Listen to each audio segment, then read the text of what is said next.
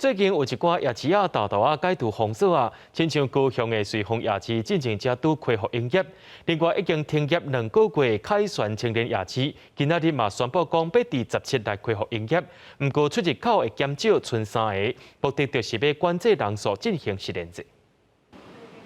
来到凯旋青年夜市零零清清，这拢总650单，已经2个月无营业，因为最近在讨论放零解封，业者等不落去，夜市准备17号后礼拜6开口营业。这种微解封的部分，很多像那个百货还有碗的，他们应该都没有办法去做，只有吃的部分，如果做的话，也大概有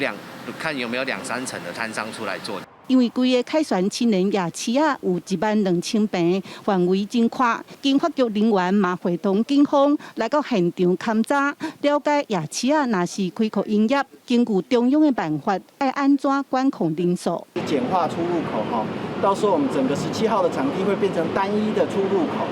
那这个部分除了业者他们自己的进场的一些管制、量体温、执行10连制哈。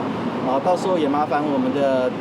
前镇分局协助我们做一些人流的一些管控。其实高雄瑞丰夜市顶个月就新开课营业，目前敢若3成出来摆摊，人客嘛差不多2成，生意无好。凯旋青年夜市这的业者客诉群停业2个月，要是希望先恢复，才豆等全面开放。记者陈嘉文、赖伟做高雄报道。